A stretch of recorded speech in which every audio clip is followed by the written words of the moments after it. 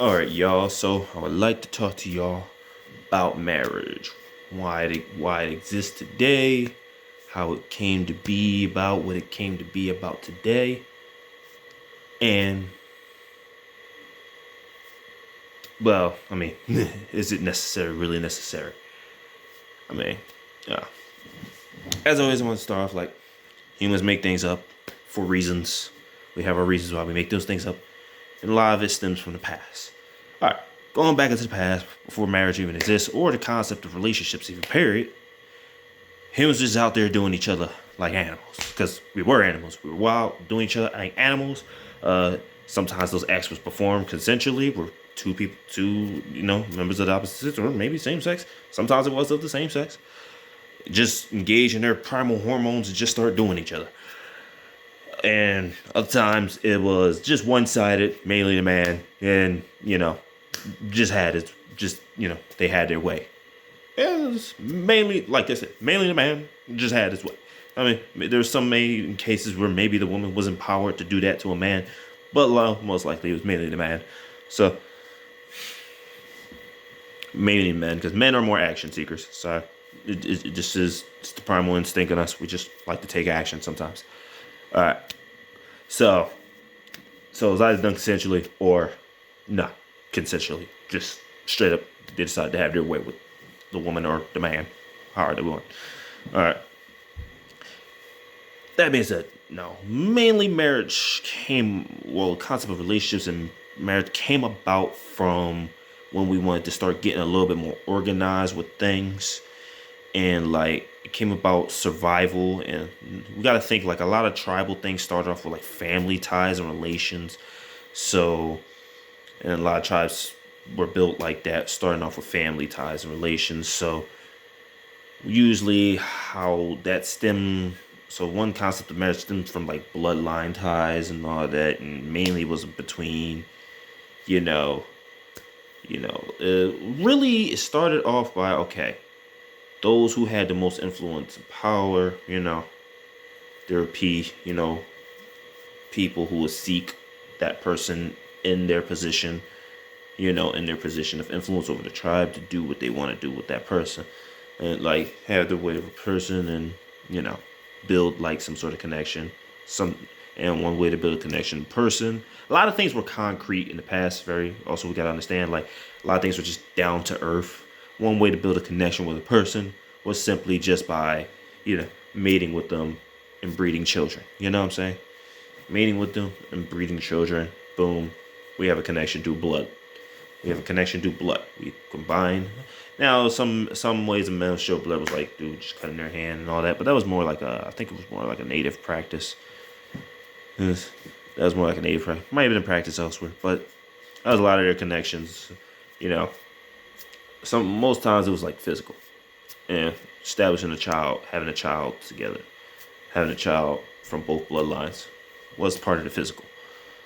And this is how like a relationship kind of started. They work together to keep the children. You know what I'm saying? They work together, maintain the children, so that way the bloodline survives and the bloodline can carry on.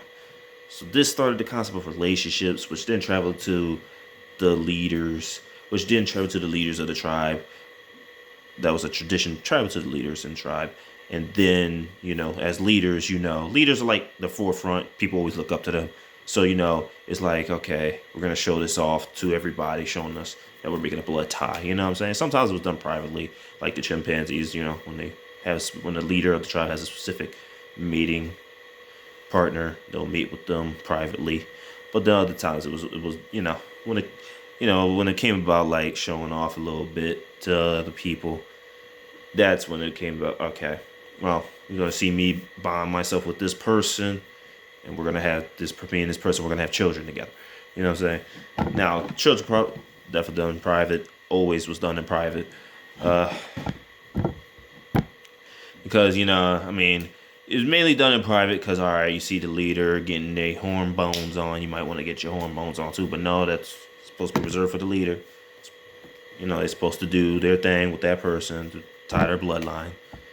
And then they also, like later on, came about tribes, about tribes. Now, a lot of that happened first before it started being like uniting tribes. It started happening with like members within the tribe. Like, all right, this person's the most fertile. They have, you know, they have more ways of making babies because like not every lady who had was very fertile that well, or they couldn't have babies that well. I mean, sometimes they could.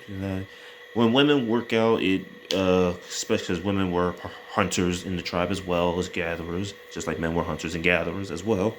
Uh, Women, when they're doing all that physical activity, it messes with their hormones a little bit.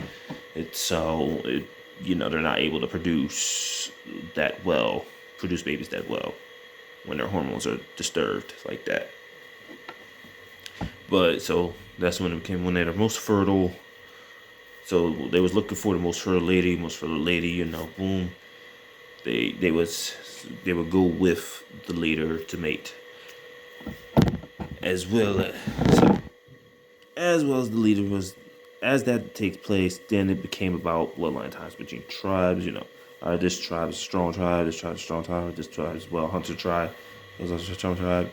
They'll try to combine their tribes to either make a bigger tribe or better, bigger tribe, which was most likely was just possibly for bigger tribes, tie their bloodlines between their tribes so they can have a bigger tribe for better chances at hunting, covering more ground and all that, better building and all that stuff. Then, as you know, as time go on, we started establishing settlements in the areas where we settled from agriculture. So this allowed us to build societies, like stable societies in one area. So then it became a little bit about just economic ties in general. It was always about economic, mostly, because it just bettered your chances. Before, well, bloodline too, but we did believe bloodline was strong, make your bloodline stronger.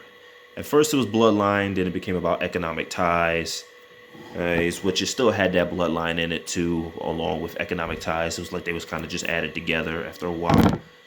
And then that's when they wanted to start marrying for better economic ties. Or this crew, they have access to better resources. We want to bond our crew. And it was mainly this was mainly due to leaders when it came to bonding, uniting communities together and all that.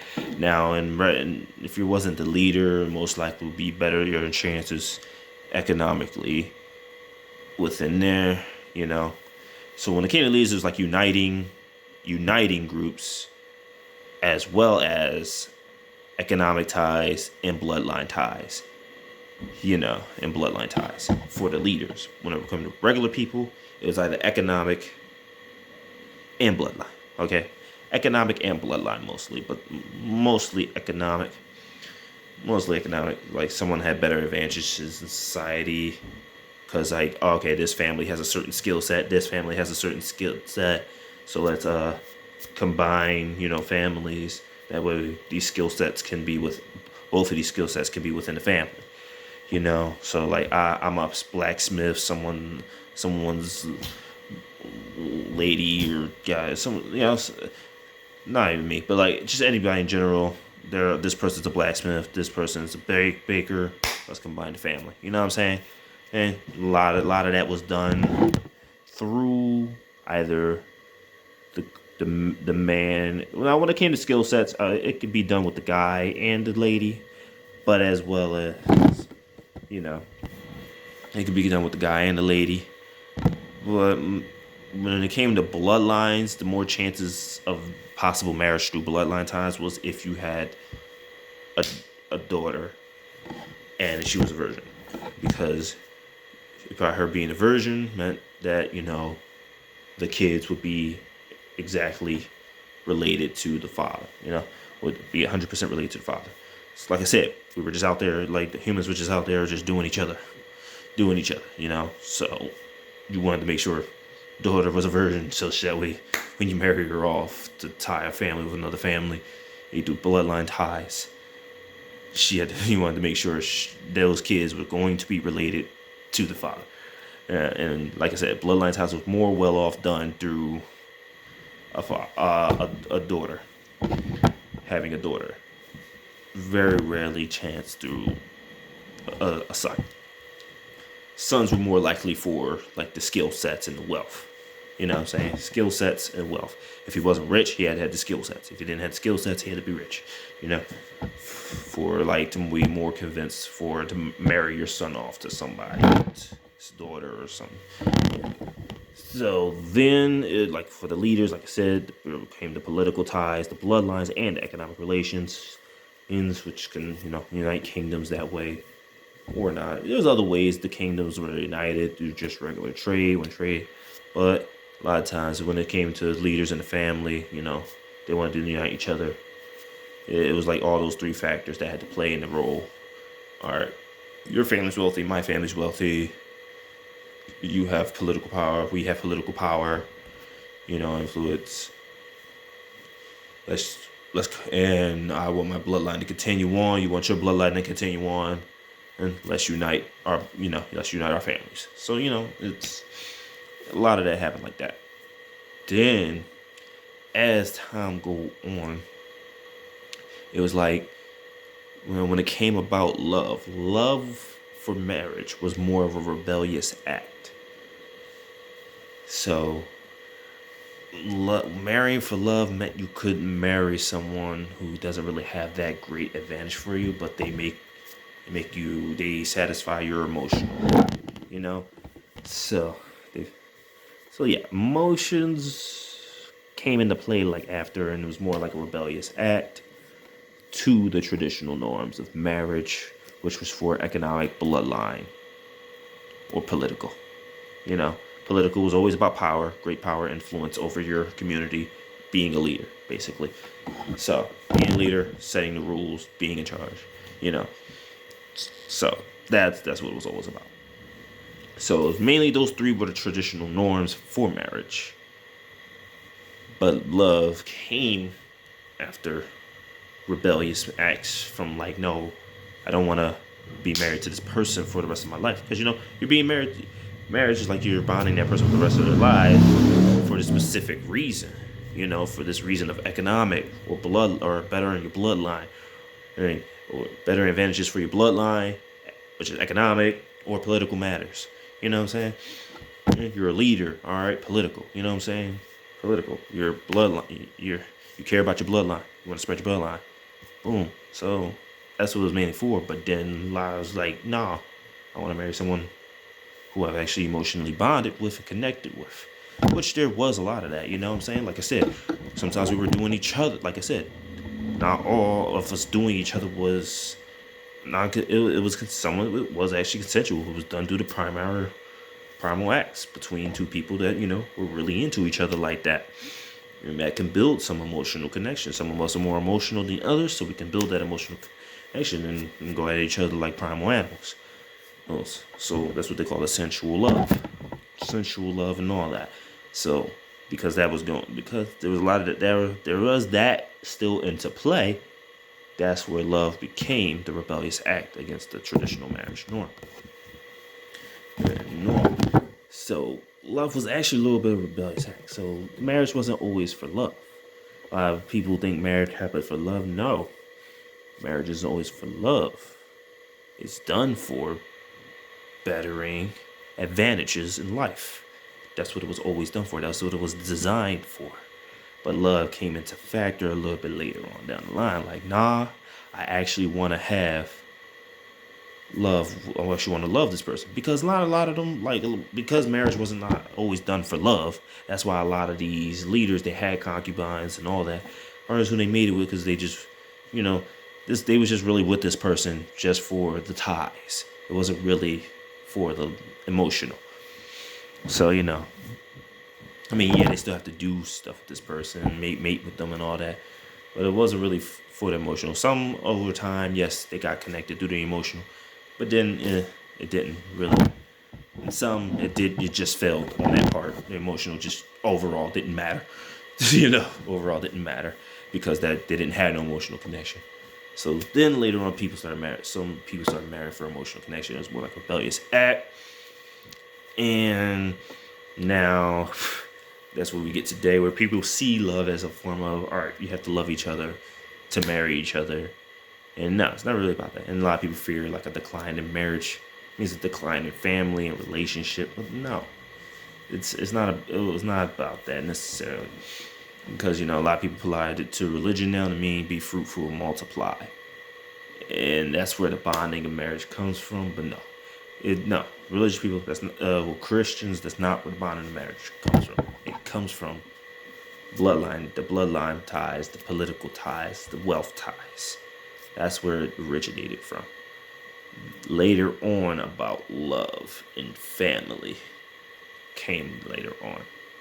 Love, family. Okay, I mean, well, family was always there, part of it, but then it was love and family. Then it got incorporated.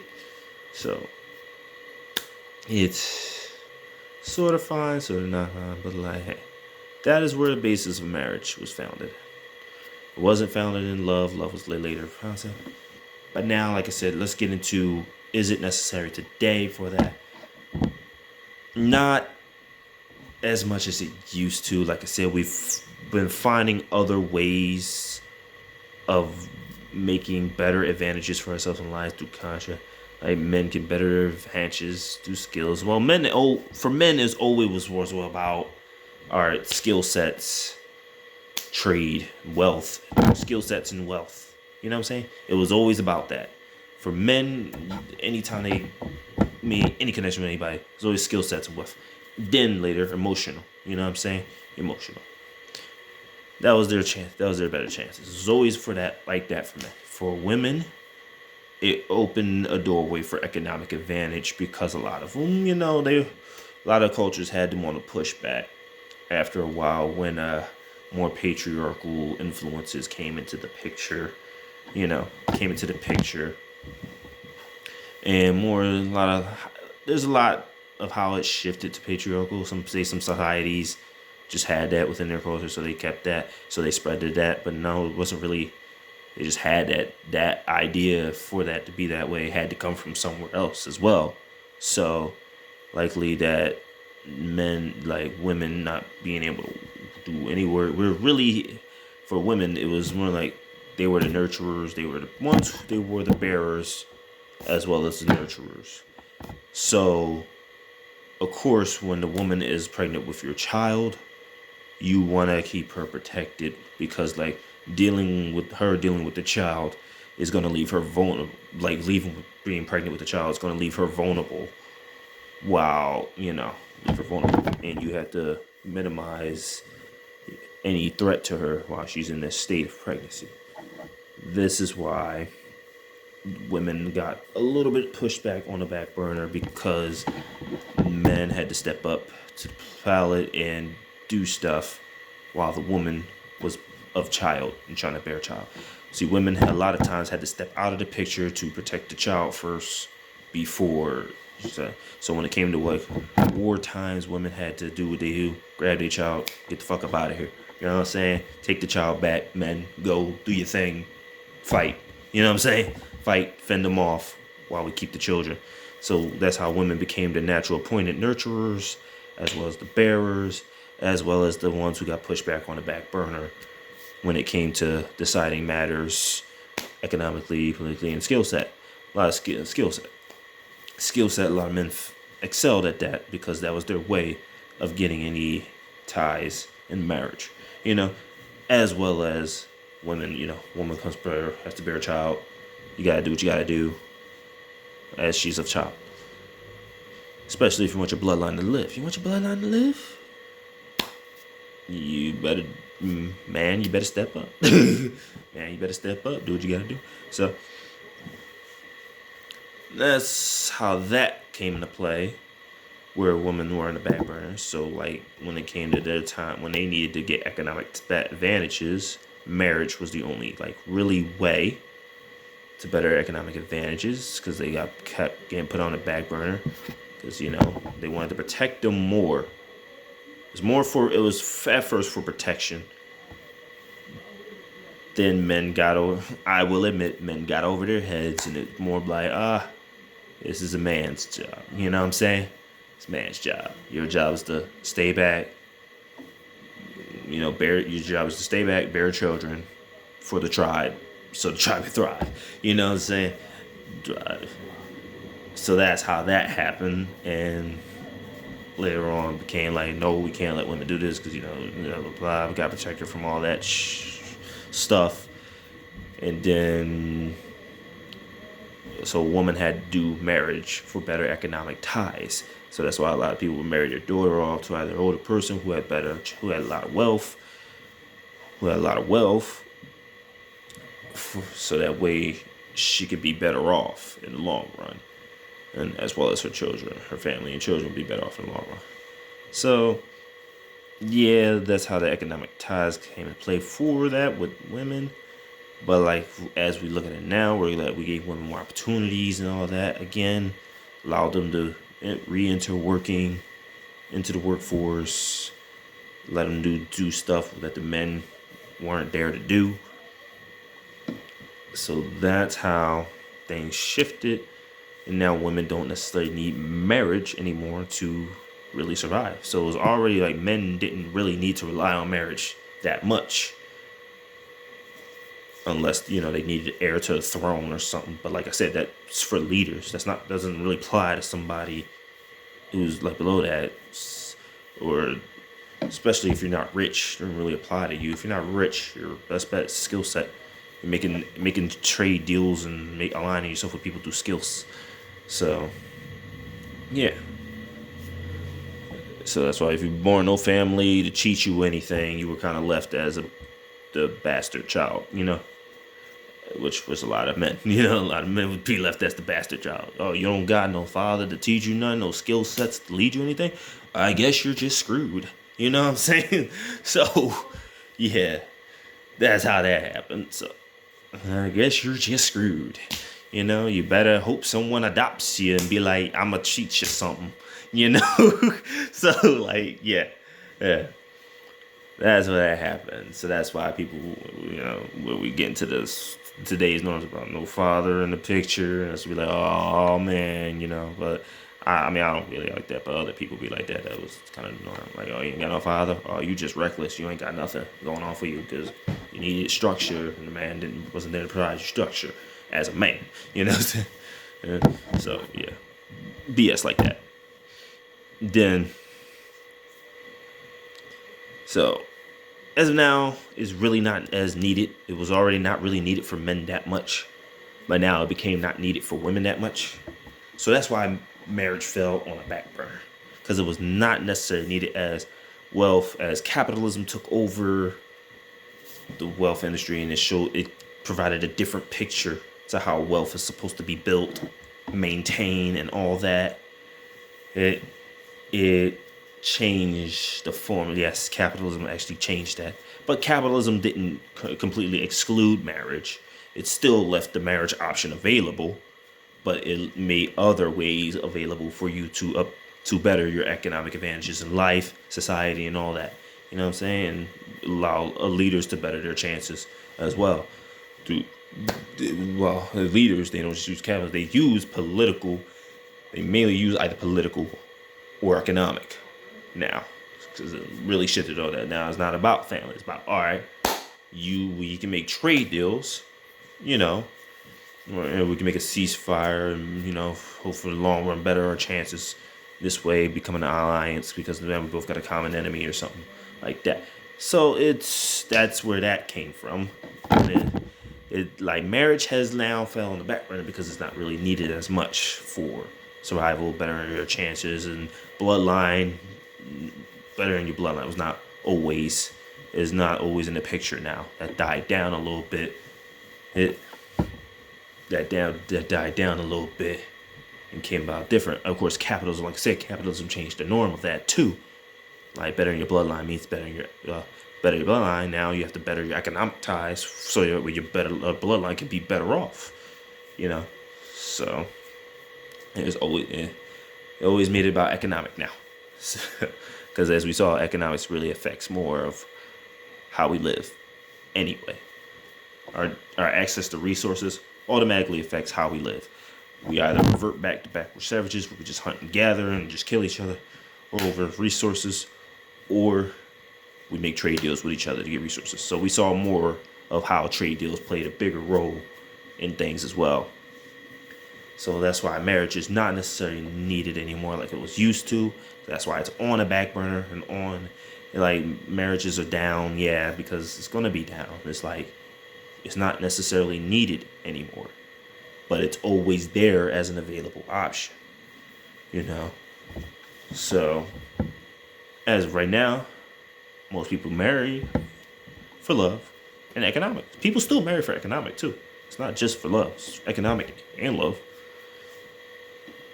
But mostly economic. Mostly economic, and like it's still mostly economic. And now it's like a lot. It's kind of getting back there anyway. Like some people are like getting back. All right, okay, let's marry for love. You know what I'm saying? Or marry for economic. Like, but the man always has to better himself, or the woman will better herself, and marry just out of love. You know, or I marry. She might marry out of love, or she might marry a man who has skill sets. You know what I'm saying? Or marry another wealthy man. You know what I'm saying? Yeah. So it's pretty much just like that. And this is why marriage is not necessary anymore. This is the origins of marriage and all that. Now y'all understand where marriage comes from. Now you understand why it's not that much. Oh yeah, I meant to say in the beginning why it's on a decline.